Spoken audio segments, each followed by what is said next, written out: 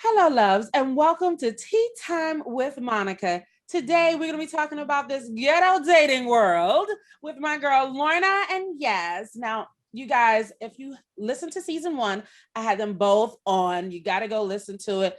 Lorna and I talked about her advocacy in PCOS. Yas and I talked about how she's getting through like being debt free and her workout and everything. These girls are inspirational on so many levels, but when we get time, we talk about that dating world because we're single ladies, and it can be good days and bad days in dating, and we've all experienced something different during this Rona time and trying to be dating and single and being ourselves and learning more about ourselves. So, you guys, we're recording on Valentine's Day, which is a little funny that we're taking time out to do this, but we're gonna do this. All right, ladies. Yeah. All right. Well, welcome. And you guys know I have to start with the quote. So I found this quote and I want to hear what you guys think about it. No relationship is ever a waste of your time. If it didn't bring you what you want, it taught you what you don't want. How do you guys feel about this? Who wants to start?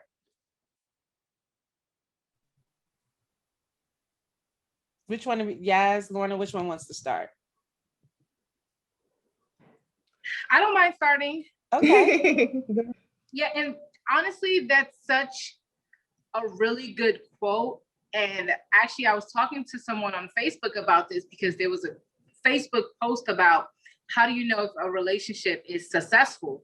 Is it successful only if you make it to marriage? Is it successful only if you end up like, being with this person the rest of your life and you both like die together or some like weird thing like that? But no, there are other ways to measure success in a relationship. And for me, it's just like those lessons learned are really just like such an amazing things, because when you're in a relationship, it's like you learn more about yourself than you actually learn about your partner that you're with. So although I have had like crazy dating situations and crazy dating stories, which some of y'all, both of you have heard some of my stories before, but each of it's like, I don't regret any of those encounters, because it's like every single time I've learned something or I grew in a different way. Right. Lorna, what's your take on that quote? I mean, to be very honest, no relationship is a waste of your time, because if you're not going to be successfully going into marriage or, something more permanent, you're learning what you needed to learn in order to get to that successful relationship whenever it happens. So I know we have the memes out here about, oh, you're wasting my time, you're wasting my time. But sometimes a lot of our relationships are a mirror reflection about where we're at in the moment. And we need to see that so that we know how to grow and evolve from that particular relationship, whether it's toxic, whether it shows, maybe I don't have enough of a boundary up around certain parts of myself that I need to be more cognizant of before I start investing and giving more of myself to certain individuals. And this is, for me, that quote, it's not just romantic relationships, it's friendships too, because sometimes we don't realize that we're being stretched thin, or we're in the wrong friendship circle that's influencing how we do things romantic. Right. Yes, it's all the snaps right there for that. I had to learn, like, what? No relationship is a waste of time, because if you're not growing me, you're showing me. Okay. I love not it. growing me, you're showing me that I need to do something different. So that is definitely an amazing quote. I love it. Yeah, and it's coming out like you just read us, like, right? Read us for film, like Sunday. It's a Sunday. We are having relationship church today. All right, honey, look, preach, sister. Preach. I got the black one. Yes, honey. The little cloak, the little, whatever it is that they put around their neck. All you needed was a little white choker right there. Yeah. Give us all that priestly vibes, okay?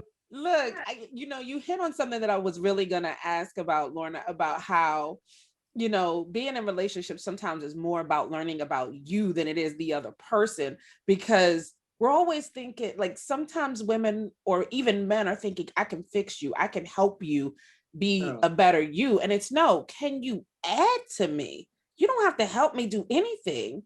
You need to add to me, because have you all heard, like, seen people who, like Taraji P. Henson, when she broke off her engagement, she mentioned, that her former fiance's was not responsible for her happiness.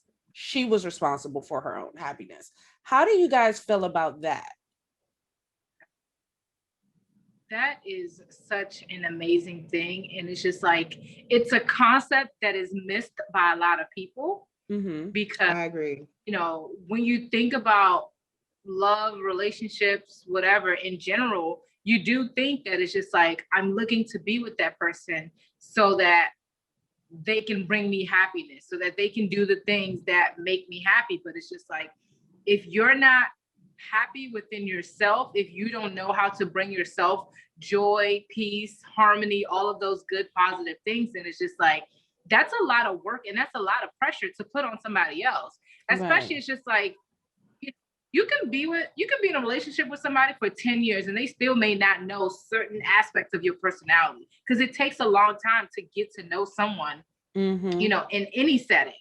So for you to put on your partner the task of, it is your job to make me happy, like that is a lot of work outside of all the things that's already going on in the world. Now you want this man to be solely responsible for your happiness. Like, sis, you got to take some of that credit with some of that work, you know, onto yourself. Because it's just like, if that person is so stressed and like literally like wrecking their brain, like, oh my God, what does she like? Does she like red flowers or blue flowers? Do she want massages or do she want some crab legs for Valentine's? Like, I don't know how to make her happy. Now hold on, I'm a Maryland girl. You gonna bring me some Maryland blue crabs, because if you put a crab leg in front of me, honey.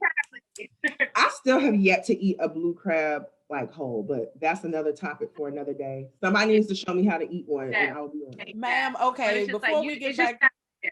Yeah, before we get back to this dating conversation, because I didn't mean to cut you off, yes, but I had to say that because, Lord, I'm gonna teach you how to. Your friend gonna teach you how, because don't give me no crab legs, honey. You don't love me if you give me a crab leg. But no, I think you were saying some good things.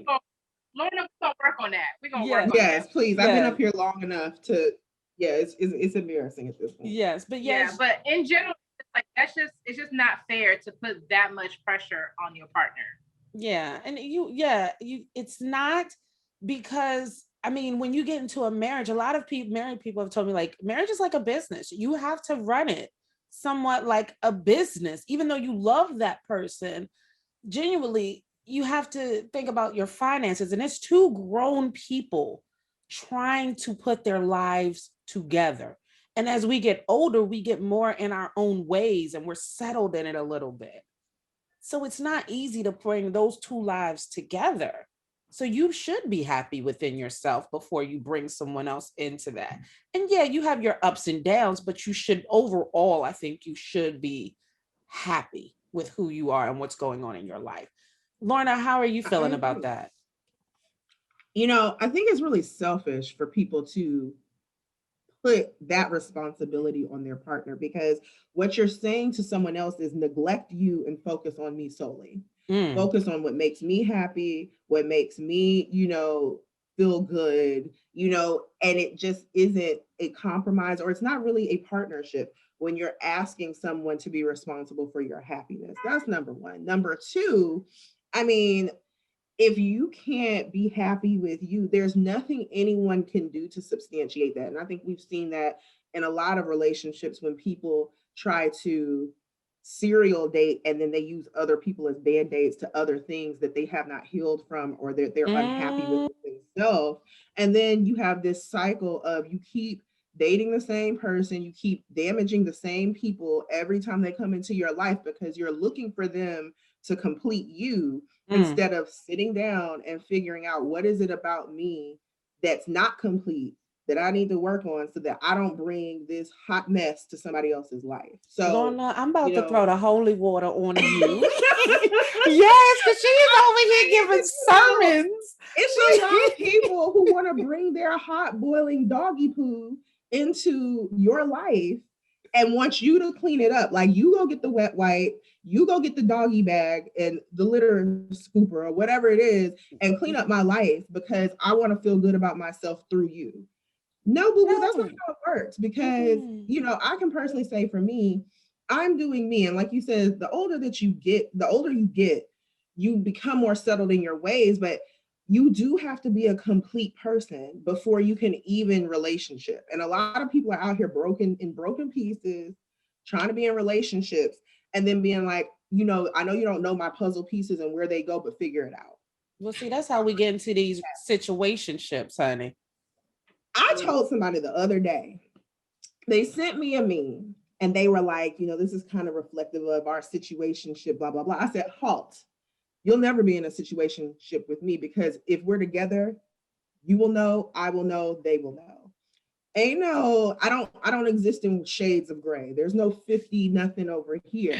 You either gonna be here and we know what we're doing, or we're not doing nothing. Because Okay. I have to come out of that space of in betweenness. I know that's not the actual question right now, but again, once again, I feel like people end up in gray spaces when they don't know who they are. And again, they're looking for someone else to show them who they are before they make that relationship decision. So I'm looking for someone to make me happy, or, you know, keep me happy, and then maybe I'll jump in a relationship. But because I don't know what makes me happy, I'm unsure. So we're in this in between space. Right. Well, you know yourself, you don't even want to deal with anyone that's like the polar opposite of your value. So you don't even exist in gray, because it's just like, why would I sit here when I know who I am and I know what I bring to the table? Or if, you know, you're like the three of us, we bring the whole restaurant. So it's not really a table no more. It is a franchise. When you come up over here, we are franchises. Like, this ain't no plates. Where's the holy water? Where's the hallelujah? Look, I got to run up to the pulpit. But no, now I will not sit here and say that I have not been in situationships, because I have. I'm guilty. Of course, I think we all have. I'm guilty of it. And honestly, this is why, you know, audience, you know, you've heard me say I got back into therapy last year, and that was dating was part of the reason, because I was tired. I felt so empty with what I was doing with my dating life that I was just like, cut this shit off and figure out, why do you keep attracting these emotionally unavailable people?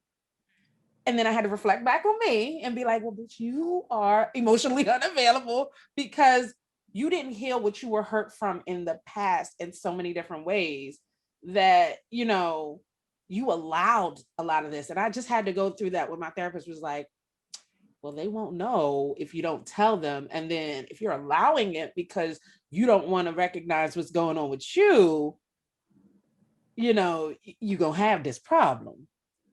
So I think that a lot of times in situationships, it's because we're afraid of having that hurt again when we're continuously hurting ourselves. Am I right, ladies? Yeah.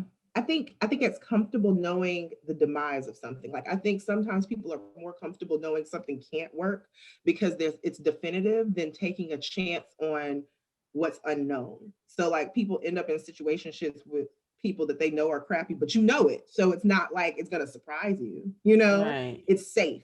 It's very, you know, scary to do something where you really don't know what's going to happen. And I think a lot of people hide behind safety nets, even if they're negative safety nets. Yeah. Yes. What are your thoughts on the situationships and why people get in them? I feel like a lot of times it's like people are so scared to ask for more or to ask for what they want, in the fear that they'll be denied of whatever it is that they're asking for. So sometimes maybe, you know, you may be trying to cultivate a relationship with a guy and you want to confront him and be like, you know what? I want a title. I need to be your girlfriend. You need to be my boyfriend. And we need to, you know, exist in this like exclusive space. But it's just like, you know, those conversations are never easy, whether you both like really feeling each other and it's going to get there or not. It's just like those conversations are always hard no matter what. But it's just like, if you're too scared to even ask that because you're like, oh, dang, I don't want to bring it up because then it might chase him away or something. Or I don't want to bring it up because, you know, I don't want to put that kind of pressure on us. Then it's just like, you're already shortchanging yourself from the beginning. So it's just like, and it's not what the other person is thinking either. Because it's like, maybe they're scared to also have that conversation with you. Right. In the sense that it's just like, they do want to take it to that level. But then on the flip side to that is, if you do have that conversation and you don't get the answer that you want, be okay with cutting that off.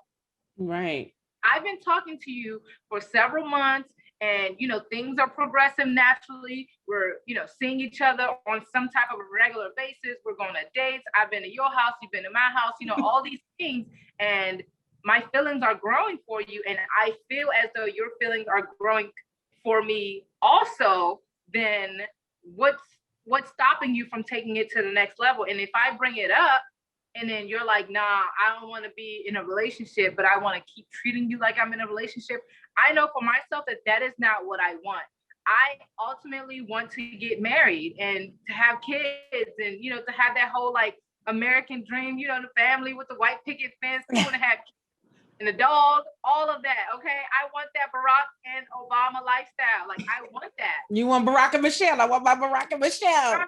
I want I want that burgundy coat, outfit, all of that. I want my hair to be laid, like, I want all of that. So it's just like and I used to be scared to kind of just like ask guys or just, be more upfront about, trying to get to that next level. But it's just like, I know what I want. So I'm not scared to ask for it. I'm not scared to, be texting a guy like, okay, what are we doing? Like, let's have a phone conversation about it. Like, let's figure this out, because it's like, you're not going to drag me along for so long. And then it's just like, think that I'm just still going to be here like a doormat.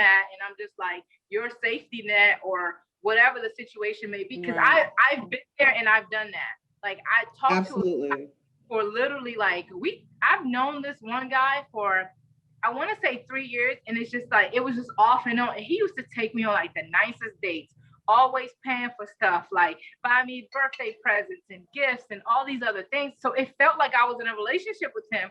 But every time I would bring it up, he would kind of just like cancel it out and like, no, I'm not ready for that. Let's just keep doing what we're doing. And before a year had went by, 2 years had went by. And I mean, once I had that initial conversation with him, I started kind of sort of like, talking to other guys on the side or whatever, just because but it's like, I didn't completely cut that situation off because I felt so invested in it already because time had went by. And that's another thing that hurt us is time. We feel like, okay, I've known this guy for X amount of days, months, years, whatever, and I don't want to lose that investment. But it's just like, if that investment is not giving you any return, then shorty, you gotta cut it off. Like it's a bit, like it's a, so I guess like it's a business. like it's a business. Tesla Treat your needed to dating make life. a switch. No, okay. You know what?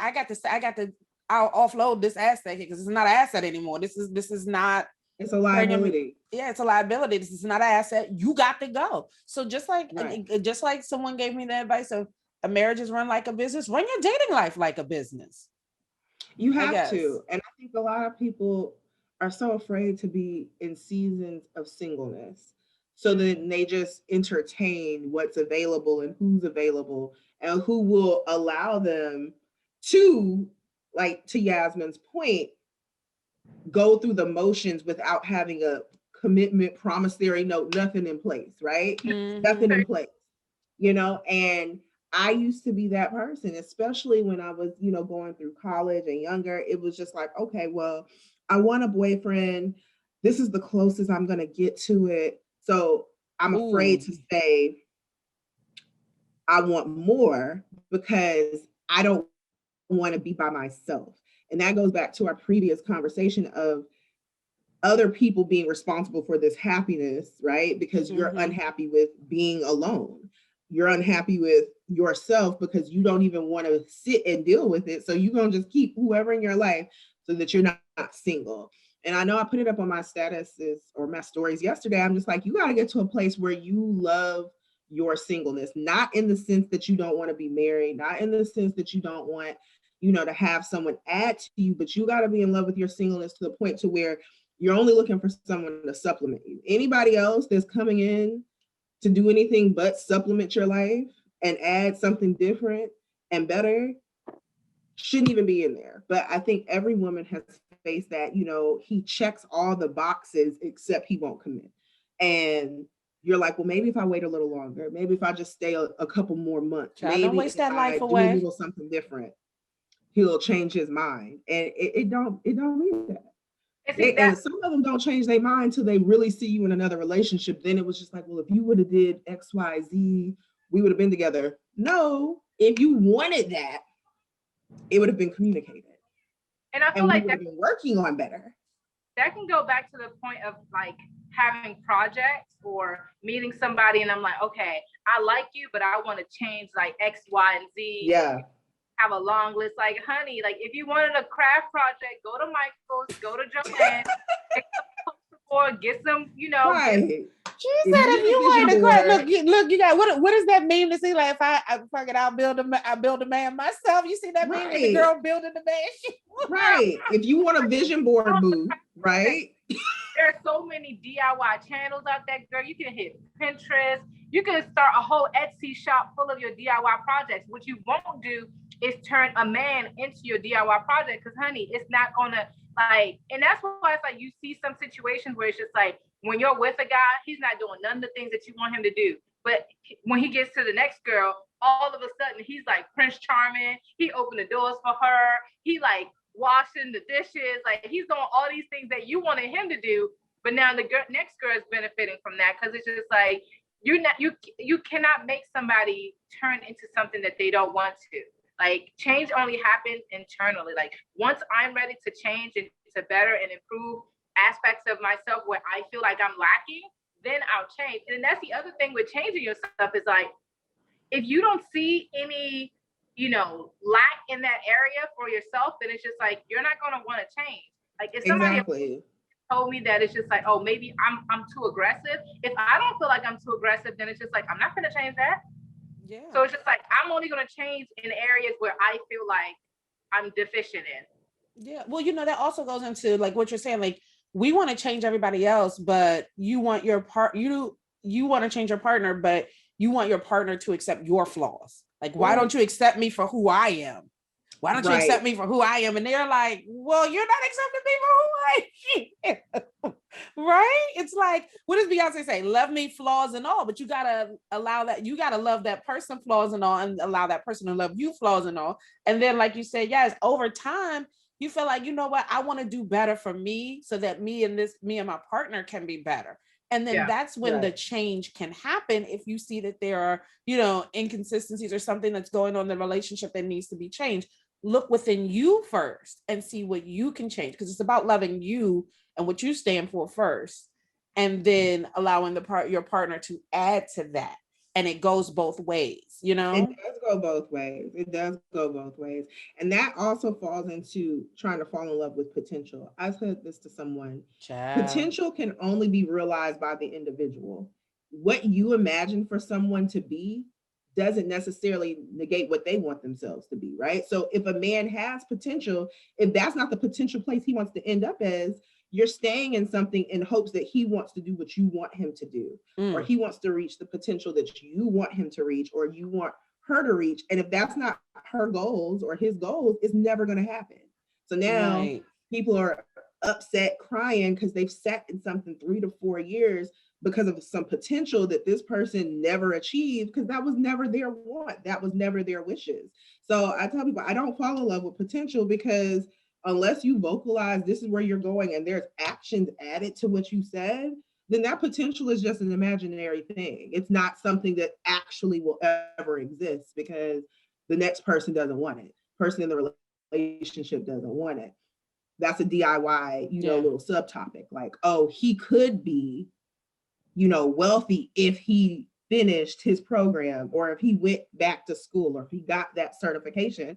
But then he may want to upheaval and just be like, you know what? I want to be a stripper or something random. And now you're upset because hold on, strippers make a little cool. They do, but I'm just saying, white a lot of people be looking at some of these men as potential projects, like a pet or something. Like, oh, okay, I want a poodle. Let me see, what the litter is going to come out like, and see if there's going to be a brown one or whatever. And then when none of the poodles come out brown, they go dye brown and fix it up to be what they want it to be. You can't do that. Like, you can't fall in love with potential and you can't come in there like a pet project. Because let me tell you this, what I've learned about men, they don't fall in love with our potential.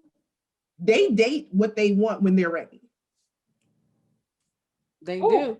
Oh, but hold on. Now let's get into something different because we didn't talk about, going in ourselves, realize what about when we date just one person? You know, they say, you know how they say men will date around to figure out they got that one that they really like, but they got a little 5, 4, you know, 6 of them in a burner, you know, saying I'll pull you out when I want.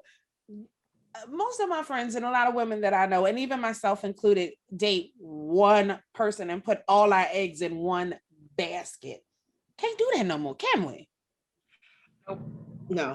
I feel like the only way you can probably date multiples as a woman is if you're not physically intimate with any of them. Because I feel like as much as women try to say they can go out here and they can pop it and whop it with everybody, I don't believe that fully, because it takes a lot to, for at least for me, to get to the WAP level.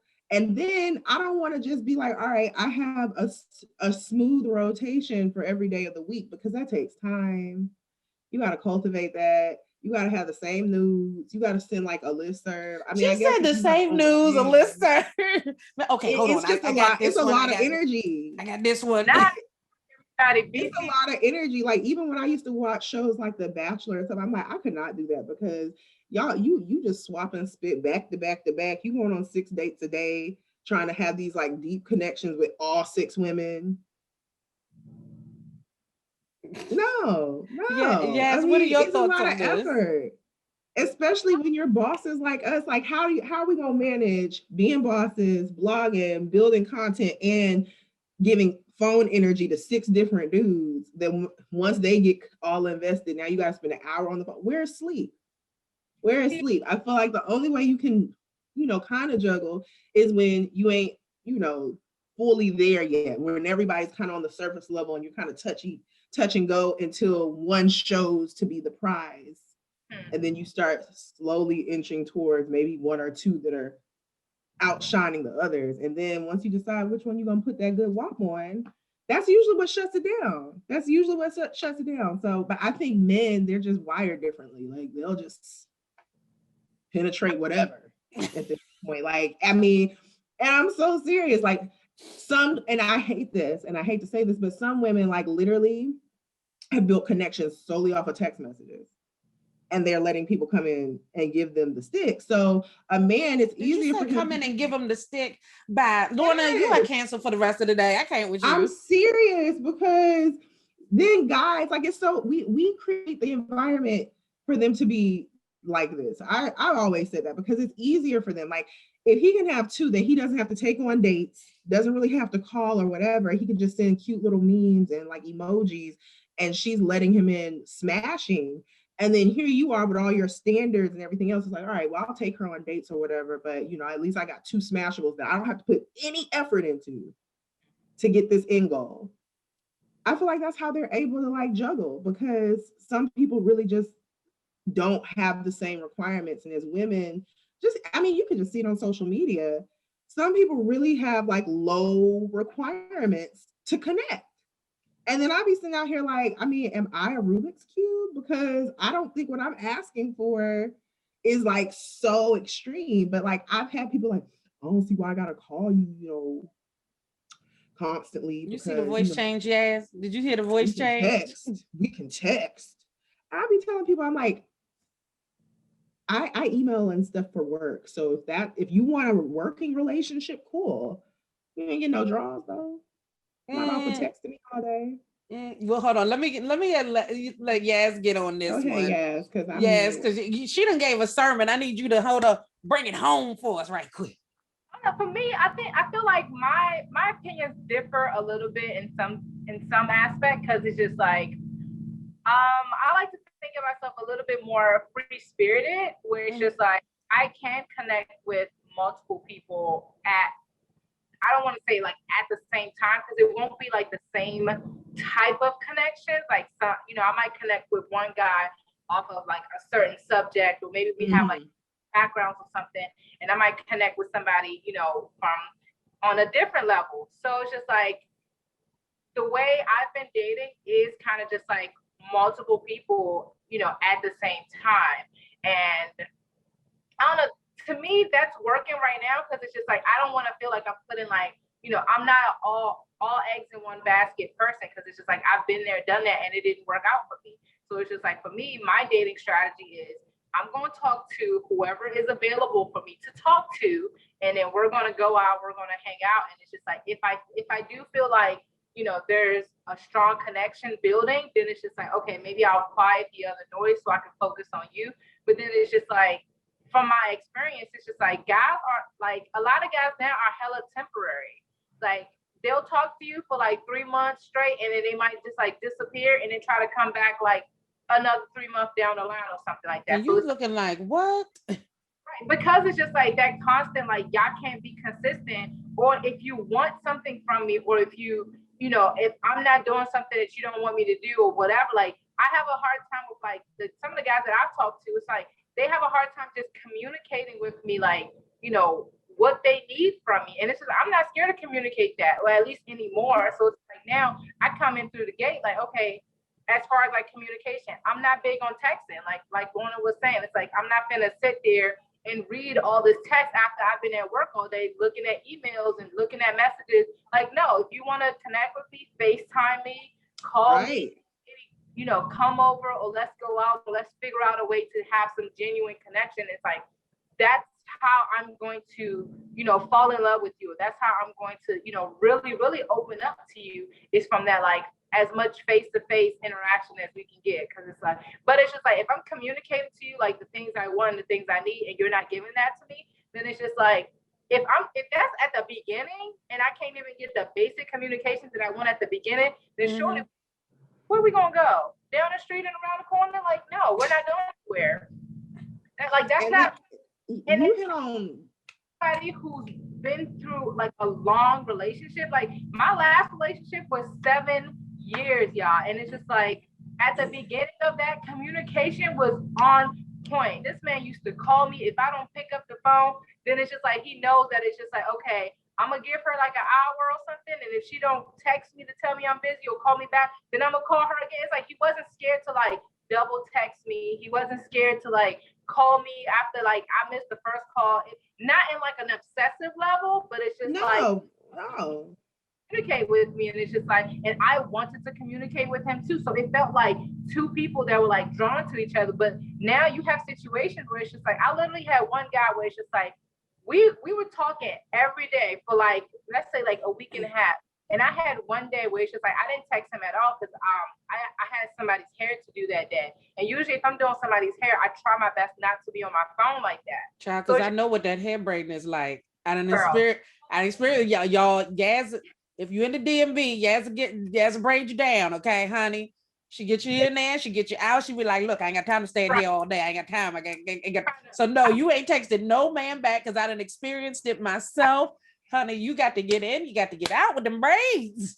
If I'm working, if I'm doing hair, I'm not trying to keep my client there all day because I'm over here boo loving and texting some dude. I'm trying to get you in and out of that chair so you can go home and continue on your day. So the whole day went by of me, you know, I didn't text him, but he didn't text me either for that whole one day. The next day I get a message and he's like, oh, I guess you don't want to talk to me anymore. I'm sorry if I did something to you to rub you the wrong way, that you don't want to talk to me anymore. And I was just like, so then I'm not the type of person that's going to go back and forth and send you like essays and dissertations on what my feelings are. No, I picked up the phone and I FaceTime him. And I was just like, if you ever have a question of whether or not I like you or whether or not I want to stop talking to you, you need to call me and address that. Like, I don't do that whole like, you know, passive aggressive thing, which a lot of people were just in an age where people are kind of like passive aggressive and they don't want to be more direct with their feelings. On the thought of like, oh, I don't want to get my feelings hurt if I ask you a question like straight up. Like, no, It was one day and I was working that day. Like, can I get one day where I don't have to text you? And then my whole thing is, you can call. So it's just like little stuff like that just like annoys me about dating now. Yeah, I agree, because I feel like people are overly reliant on their phone via text. And it's just like relationships back in the day before all these, you know, technical advances, people were getting their beeper, people were showing up, and people were calling, and people were going places because it wasn't as accessible to see people from afar. I feel like a lot of people now just really don't know how to build a relationship. Like, they don't even know the nuances of connecting with a person, and they're hypersensitive They're hyper protective of themselves. They end things before they can begin because you missed a text message. And it's just like, it's not even realistic to sit here and just stare at your phone all day. If you're a busy person, it is not, you're going to be asleep. You may take a nap. You might be in the shower. Your mom might call. I mean, anything in life could happen. Anything in life could happen. And people be like, well, I guess we done. Because you didn't respond to their text message in an hour. Excuse me? Like, you couldn't call? You could leave a voicemail? You're just that reliant on the text message exchange that you think that someone not texting you back means they're done. What if something emergent happened? This happened in one of my previous well, I don't even know what to call it. It wasn't a relationship. We were trying to get to know each other. And it's just like, instead of you thinking like, is she okay? Which to me is a normal thing to think if someone's hasn't reached out. You immediately think you're getting ghosted and gaslighted and all this other stuff. I'm a grown woman. If I want to not talk to you anymore, I'm going to tell you that. But a lot of people struggle with communication. They think it's cute to do these little petty things to one another. And then you're in the house lonely, miserable. Like, I don't do gaslight and I don't do ghosting. I'll let you know if I don't want to be contacted anymore, like to Yaz's point, then I'm going to communicate like, hey, I don't think this is working. Yeah. But a lot of people don't do that because they're just like, I don't know, dating is ghetto. It's ghetto or it doesn't matter. Look, what did I say when we open? We're going to talk about this ghetto. It's ghetto out here. It's real low budget. I'm like, y'all are really low budget with the way y'all interact with people. It's real low budget. I don't even know what's going on. Kind of just like, it struck a nerve to me a little bit, where it's just like you said that if you don't want to talk to somebody, you'll communicate that. You'll let them know, hey, I'm not interested in you for whatever reason. And then the flip side to that is, in all the situations where I have been upfront and told somebody like, I'm not getting the chemistry, like it's just not working. You're a great person, but it's just not. People get so hypersensitive over that, and it's just like you got to learn how to accept somebody not wanting you.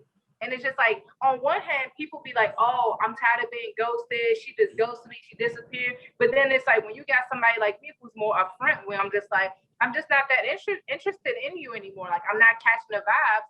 Now, all of a sudden, you want to sit on the phone and have a whole argument. And like, I literally had a dude, like, he read me for filth after I told him that I wasn't interested. Oh, you're not even that cute. You just out there. You want to mess with all these other dudes. You got a bunch of dudes in your DMs on Instagram. And like, he read me for filth. And I'm just like, the whole time. And it's just like, I'm not going to argue with somebody that I don't want to be with. I don't have time. Rule number one, we don't do that. Like, if I'm already letting you know, like, and it's just like, and I try to be very respectful. I'm very choosy with my words, because it's just like, I really try to talk to people how I want to be talked to. And I'm not going to be like, nigga, I don't want to talk to you no more. Click. Like, I'm not going to come at you like that. I'm going to come at you respectfully with, some kindness, because I don't want anything that I say to make you like lose your mind or anything like that. But it's just like, at the same time, you have to respect somebody not being interested in you. Like, sometimes it's not that deep. Maybe it's not you personally. It's me not being able to connect with you. Like, I've met amazing guys in the DMV. I definitely don't think that I'm not single because of like lack of quality men. Sometimes I feel like I'm single just because I'm not able to connect to that type of guy. Like, you can literally have, like, on paper, a lot of these DMV dudes, like, they have good jobs. They, maybe come from good families, whatever. I'm not catching the vibe. Like, that's okay too. Like, everybody is not for everybody. And then if somebody is mature enough to communicate that with you, then you have to learn how to accept that rejection and then just not take it too deep and then just move on. Right. Yeah. And I don't even think it's like rejection. It's just one of those things like, okay, cool. I'm not for you. I think people are afraid to not be wanted. And then some people are afraid to just be a friend first. Yeah. Like, I feel like some people just want to like super just like catapult into a relationship. You don't even know this person. And then you get something. And then, like, I tell people, I'm done with my 3 month, 6 month relationships. I'm done doing any of that. So we need to be in a regular cycle, friend, something first, because what I'm not doing is jumping in and then everything go to, hell by 6 months because now you're learning everything about a person that you don't like.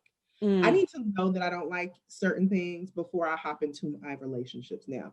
And don't get me wrong, I've been the person to be like, oh, let live. And I've done it. And for some people, they've lucked out and it worked because it was just their time. For me, we don't even have to get into it. Stuff be happening. People be having hidden wives, hidden lives. Lorna, don't get that tea today. Don't give that tea today. Don't give that tea today. But I want to say something. Just be hidden jobs. Shush. Y'all, she trying to give y'all the hot, spicy spill the tea over here. But hidden. I want to touch on something that Yas said about like on paper, these people look like they are like the best dateable, because I'll get a little personal. I've had that experience. I mean, I dated a guy, everything on paper, your little checks, your little cookie points. He was good job, ran the family business, got the degrees, well dressed, look pretty. Look real pretty. Shiny, real diamond. Real shiny. Everything, the glitter ain't gold, honey. It is not, because that man took me to the ringer and tore my heart apart. He was like, where's your heart? Let me keep tearing it apart. And I allowed it. Now, this is where I had to start learning. And then I got afraid because I allowed it. And then I got scared. And then I ran into all these situationships, friend with benefits, did all the wrong things that led me to here now, feeling where I felt so empty. And now I'm getting me back. For years, this is what happened.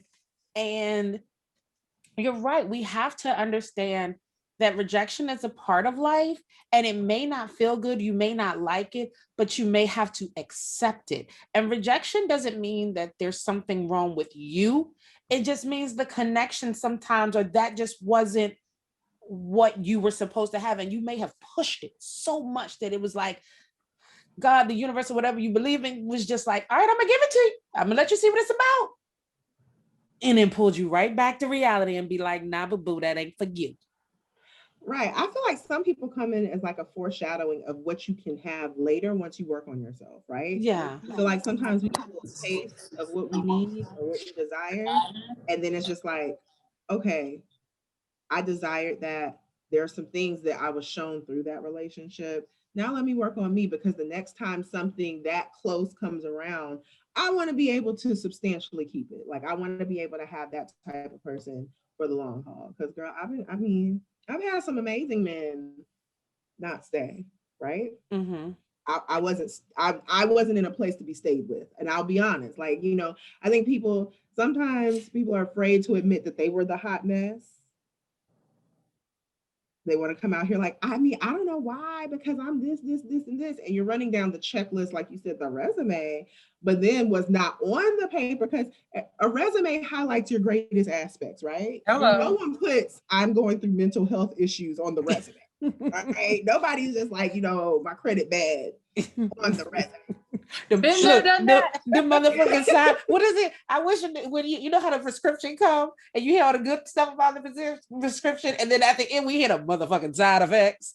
Honey, we don't come with and we don't get people and then list the motherfucking side. I wish we could have it. Okay, hold on. You got 3 references. Let me call your last 3 exes and see what happened. You call my last 3 exes and see what happened, and see if we can feed this together and we can build on our good assets. Funny that you said that, because Kevin Samuels has been getting a lot of heat on social media because he's very blunt and very, and I don't agree with everything he says. But one thing he did say was that he was like, people should be able to call your exes, like especially if you're trying to date a certain caliber of person that's got all this money and blah blah blah. Mm-hmm. They should be able to call your exes to see like, all right, well, what was the issue? Because this person looks amazing. What was the issue for you? But would we want that? I don't know. Most people wouldn't.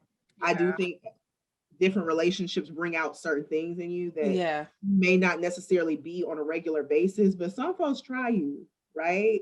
And then you gotta bring the hood out. Some people push that out of you and others don't.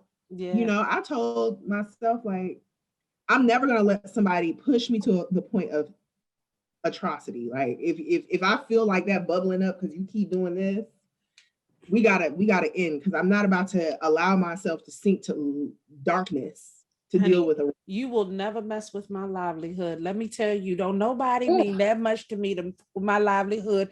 Let me tell you. And then sometimes I used to feel like that was the reason that people wasn't feeling like I was open enough and getting deep enough with them. Like, because I'm not going crazy. Like the ex that I was talking about, like, I remember him telling me, like, some things happened in previous relationships that I was like, she did what the hell was crazy. You know what I'm saying? And then I date him and I get her and I'm like, well, I see why that heifer went crazy, but I can't, I be like, I can see why she did what she did, because you driving folk crazy. But you know what, Lorna, it's funny you say that about like people going back, because I had this same person come back recently and tell me, I'm sorry, I was selfish at that time.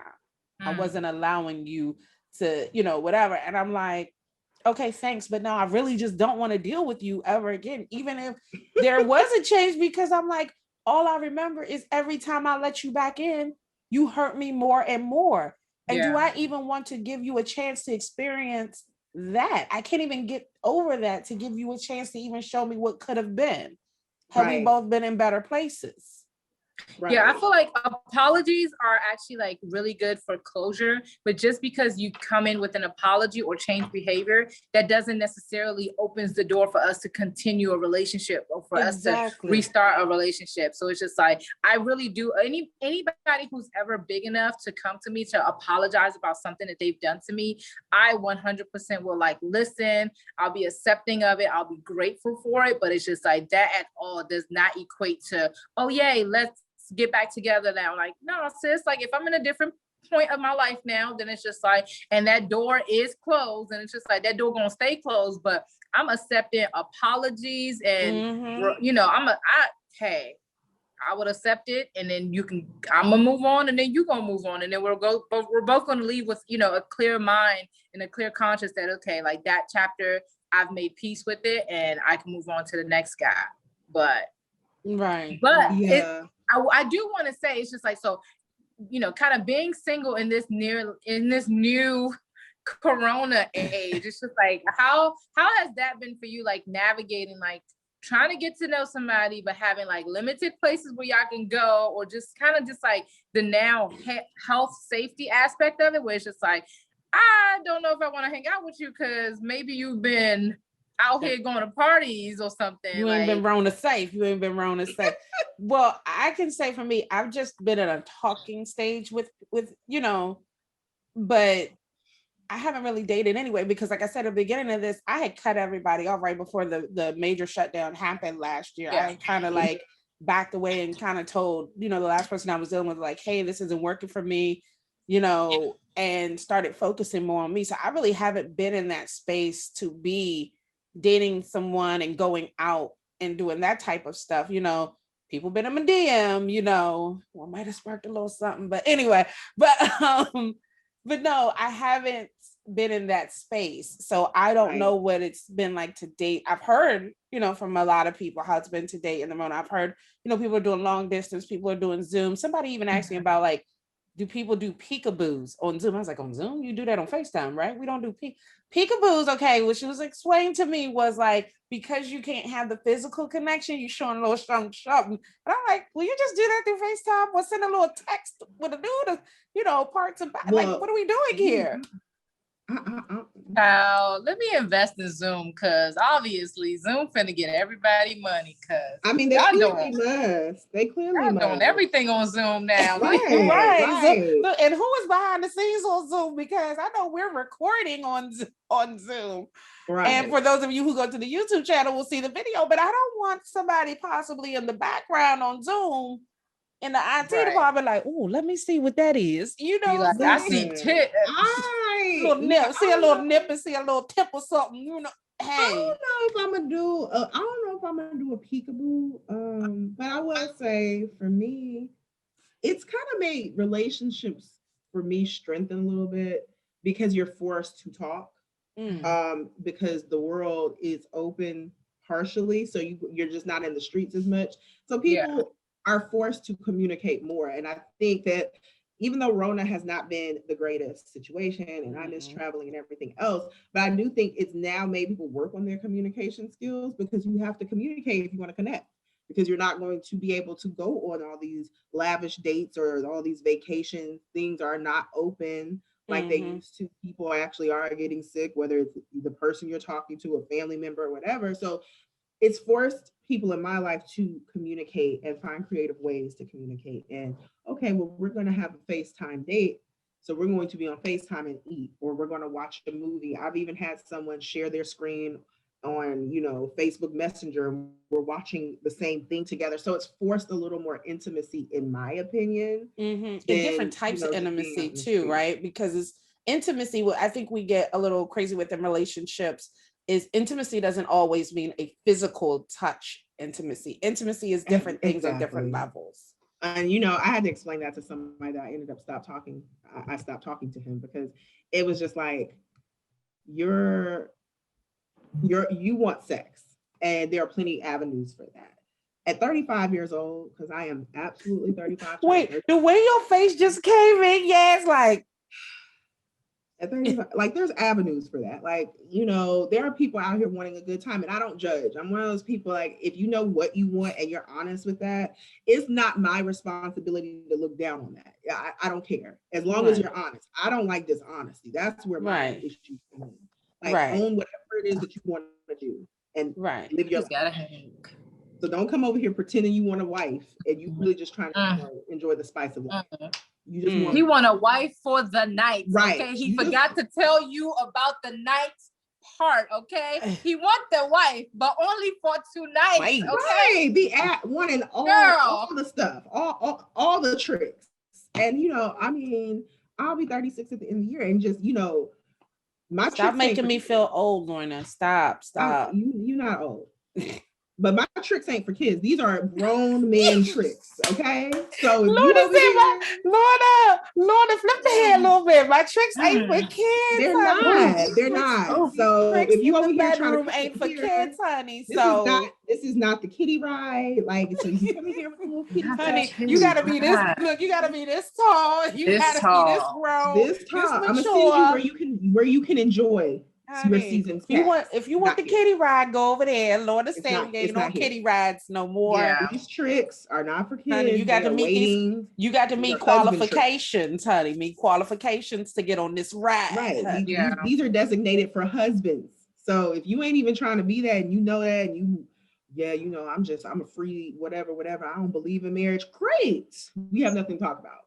I was about to say that's fine. Okay. Next. Right. Yeah. Don't come over here and then get mad. Like, well, I don't understand. You over here trying to be a traditional woman in an untraditional world. Yo, God made excuse the fuck out of me for trying to do what I wanted to do with my life. Excuse the fuck out of me. Let me tell y'all something. I was talking to a guy, and it's just like, great guy. Again, with the on paper stuff. Great career. We bonded because it's like he was like a tennis coach on the side, and I love playing tennis. Like, was he an educated fuck boy? Yes. Was he an educated fuck boy? Yes, that would be an accurate description. Okay, so we go out. Don't mean nothing. Yo, first day we laughing, we gazing into each other's eyes, and it's like it's beautiful. Second day, he come to my job, take me out for lunch. Beautiful, great. Third day, I come over to his house. We watch movies. He tried a little something, but it's just like, I wasn't for it, but still respectable. And it was great. And then it's like, we had a 4th day, but then he like ghosted me on the 4th day and then disappeared, just like Casper, and just like ghost. And I'm just like, okay, all right, whatever, fine. But then he found me on, I think, like Facebook or Instagram, and then messaged me. But then he tried to come at me like if he had never seen me before. And I'm like, nigga, did you not forget that we went on several dates? Because it's like, I don't date. Wait, stop. He acted like y'all had never. Girl. Goodbye. So and on that wasn't like, oh, he didn't hit me back up off some like, hey, stranger, how you been? He just was like, hey, you're a pretty woman and I want to get to know you. And I'm just like, sir, like, I'm not out here. He had multiple personalities, and he wasn't that same person that day. Them times that he took you out to the person he was, I'm gonna give him that. Look at here. Like, I don't talk to you. I don't talk to that many people that I would go out on more than one date with somebody and then completely forget about them. No, I know. I was just being funny because I was No, like, maybe. no, but it's just like to a point to him that I'm just like, you went on more than one date with me. I came to your house, which you live in your mama's basement, but I didn't shade you on that. Right. But it's just like, we spent time together. We talked on the phone, and it's just like, and now you want to hit me up like you ain't never heard of me. So then it's just like, okay, we have a phone conversation. And then he was just like, yeah, I don't know what happened with us. I remember we went on a couple of dates, but it's just like, what happened? And then he was just like, weren't you saving yourself for marriage? And I was just like, no, what would make you think that? Like, I'm, to anybody who is saving themselves for, all good for you, but that's not my ministry. Okay. But his thing is, the one date that we had when I came to his house and he was trying something, because I didn't sleep with him that night, he assumed that I was saving myself for marriage. And I was just like, nigga, it's the third date. And at that point, I had only known him for like 2 weeks. So I'm just like, sir. He was trying to get them. He was trying to go on the 3 to 5 date rule, and thought if he got you on them dates, he was gonna get it. That's what he thought. My problem is the communication. Ask me if I'm saving it for marriage. But if you really think that you're this sexy that I'm supposed to my clothes are supposed to melt off every time you try something, and if you don't get it, then obviously it's something I don't want. It's just it's asinine to me the way these people think these days. To me, I don't care how good you look. I'm not going to have sex with you if I do not feel like having sex with you. Like I was talking to this one guy and he looked good. Okay. He was like 6'6". He played basketball overseas. Like he is all types of just beautiful, just God just be out here showing off, just creating beautiful people. And it's just like me and him hung out, and it's just like he thought he was just gonna be able to smash. I was like, nigga, like you cute and all, but it's just like I'm not looking for sex, sir. If I'm looking for sex, I know where to find it. I know how to find it. Hold on. Now let's get on that, because at the end of the day, we're saying all this about relationships, but us women, like, just know if we want to have sex with you, we know within the 5 minutes of looking at you if I want to get that, honey. And when I'm ready to get that, I will get that. Like you said, if I'm talking to you, and if I already know who you are, what you look like, if I'm even texting you and like trying to schedule something for us to go out, I already know if I'm going to smash that night or not. Before I honey, even you leave got the on the house. matching bra and panties looking good, honey. Making sure the girl I is all scheduled tamed my up. I already scheduled my wax appointment the week before. That's like she's already exfoliated. She's already ready, smelling good, ready for the yumminess. Right. But if I don't want it, I don't want it. Perfect for the smell. Yeah, I'm not. I don't have like, for me, it's like sex is not spontaneous unless I'm like seeing you on a regular or we're like in a relationship. So it's just like, so as a single person, if I'm having sex, it's more planned out. It's not like, I went out to dinner with the guy and he looked so good that it's just like, I decided to smash him. Then no, it's like, I'm already planning it. So it's just like, you didn't already text your girls, girl, he about to get it tonight. Right. You know what I'm saying? So you let your girls know you already, you listening to your music. Again, simple communication. If I didn't have a conversation with you about my, sexual preference or waiting for marriage, why would you assume? There's a lot of assuming in this dating environment. And then it's irritating because it's just like, you've put all this on me that you've never, I thought. Well, if you thought it, why didn't you ask it? See, I ask everything. There is no, I think anything. I'm going to ask you, and I tell men this so that they know when I cut them off, they did it. Yeah. If I ask you and you lie to me, because I make it very clear where I'm at. Yeah, but it's just like when it comes to sex, I really try not to, like, number one, I stopped putting sex on like a pedestal where like, a guy needs to do this, and this before I have sex with him. Like, no, now I'm more of, I approach it from a I guess, a holistic or just organic standpoint where it's just like, if I feel the connection or if my mind is right for it, then it's just like, okay, I will do it. I'm not going to do the whole like Steve Harvey, like 90-day thing. Like, I'm not going to put myself on a calendar for it, but it's just like, if I'm hanging out with you and I just don't feel those sparks, it's not going to happen. But if I hang out with you and I'm feeling those sparks, then okay, maybe it will happen. But it's just like, I don't want that pressure on me. They're like, oh, he took me out to an expensive dinner and now I have to have sex with him. Like, no, that's honey, not, my vagina is not my pussy ain't the currency. And I'm like, and food is not what you're gonna pay me with. It's just like, honey, have you seen me? I do not miss not one meal. Okay, we healthy. After we get off this call, I'm going to Hot and Juicy to get me some seafood. Okay, I spend my money on food. I don't need a guy. Let me tell you, food. But you hit on something. You hit on something that's very important that I think more women need to understand. That sex is not a gift, right? You don't need to view that as the ultimate gift. Mm-hmm. You are the gift. Your sex may be included, but like, you are the gift. And when you're ready to give your gift, fine. But like, I just think that because sex is not a guaranteed, it's going to be good thing, sis, like, it shouldn't be viewed, in my opinion, I'm a Christian woman, but it shouldn't be viewed as, okay, like you said, all right, well, he got to do all this to get my sex. Because then if he get it and he don't like it, then you don't feel bad, right? Because right. I think we put so much emphasis on our sex. Like, sis, you may not be good in bed. Ever thought of that? So, or he may not be good in bed. Right. Like, I feel like, yes, it should be organic. If you choose to wait till marriage, that's something different. That is great. Fine, but that's great. Everybody's not in that ministry. Everybody ain't reading that text, and that's fine. But if you're going to be out here having sex, it shouldn't be checklist items before you give it. It should just be natural. It should be organic. Mm-hmm. To me, there should be certain conversations that happen so that you even know that there's any inkling of sexual compatibility. Because I feel like another thing that destroys the dating world is that you don't have the conversation. You have sex and you're disappointed.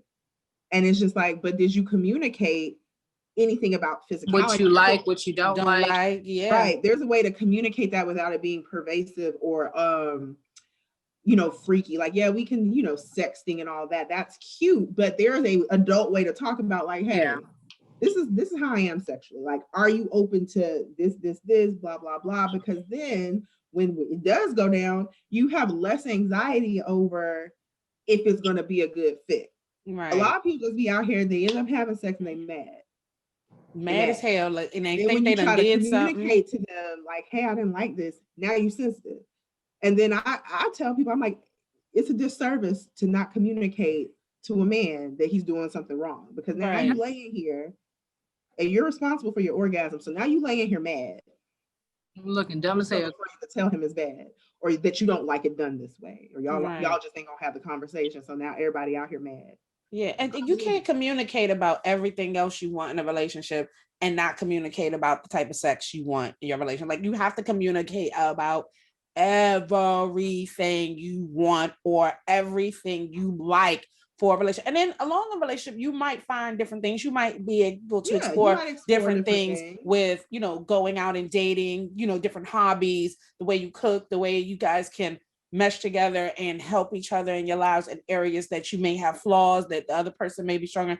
But you also have to communicate the physical connection, where some people feel as though sex is part of that glue that keeps you together. You got everything else, but that physical connection is part of that glue that keeps you together. So you got to be able to communicate about all of it, You do. If anything, that's the only thing that keeps me from having sex as frequently, because if we haven't had a specific type of conversation and really in depth about certain things, I'm not about to just experiment and be upset. Yeah. I ain't got time for it. Look, I took chemistry, I took biology, I did all that experiment in high school. We adults here. We got to talk about it. We got to know what we're getting into. And don't lie. Don't be over here like, I ain't got time for the lies. Don't be over here hyping yourself up. A homegirl before me might understand. Look, your partner before me might have faked the orgasm. I ain't got time to fake an orgasm, honey. I'm doing a disservice to myself and anyone who may come after me if this don't work, honey. I'm not doing that disservice to my fellow sisterhood. We're not doing this. Oh, yeah. It's just, Ain't nobody got time for it. Like I'm so busy. Like I'm so busy. Like I don't have time to be faking. No. I don't have time to not be communicating about like what I like, what I don't like. Like if we're in that space, like I'm going to over communicate. And then it's just like people feel like when you're communicating about what you like, it doesn't have to be like, oh, like it's not McDonald's. Like I'm not going to write you an order. Like I want like 2 minutes of this, 3 minutes of that. I want a quarter pounder with cheese. Like it's not going to come out that way. It's going to be, more organic. I'm not going to be like yelling at you. I'm going to be like, okay, you're doing it this way, but how about you try it this way? How about we do this instead of this? Like it doesn't have to be just like an uncomfortable situation. And then it's like, if you actually like the person, if it's somebody that you're willing to get to know, then it's just like you will go on that journey with that person to find, what things each other like. And then that's how things progress naturally. But it's just like some of these guys, they just want wham bam, thank you, ma'am. And it's just Yeah, I mean, there are a lot of guys that are like just what you want, but it's just like, yeah, it's a lot of people out there that just worry about their own orgasm and not their partners. But ladies, yeah. we have been talking for a while. I could talk to y'all forever about this, about what we've been through in the ghetto dating world. We But may need I part want to two. just like sum up what we've said today. And I think what I'm hearing from both of you is number one, know you first, heal from what you need to heal from, and be honest about it. When you do get in a situation, not in a situation, but when you do start opening yourself to dating again, take it slow, communicate, and know what you want. Yes. And if there is some rejection, take it as what we say constructive criticism. And you don't have to be harsh about it. We are all adults. Does that kind of sum up where we were today? Yes, it does. Yeah. It does. So especially the rejection part. Like, yeah, you got to take rejection. Like, just take it, sis. Just take it and move on. Take it, learn from it, move on. Yeah. And so, audience, I think what we're saying is that yes, the ghetto dating world is a big ghetto. It's different now because of the Rona. But I think my girls, Lorna and Yas, have given us some great tea, some great gems in this conversation to navigate us through this ghetto dating world. Yes. Well, thank you, ladies, for coming on. Like I said, these are my girls' audience. These are girls who I talk to.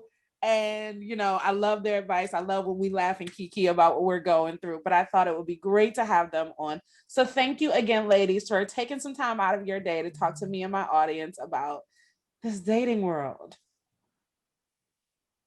You're welcome. You're welcome anytime. Yes. I love talking about ghetto things. Well, audience, thank you again for listening to another episode of Tea Time with Monica. Bye, loves.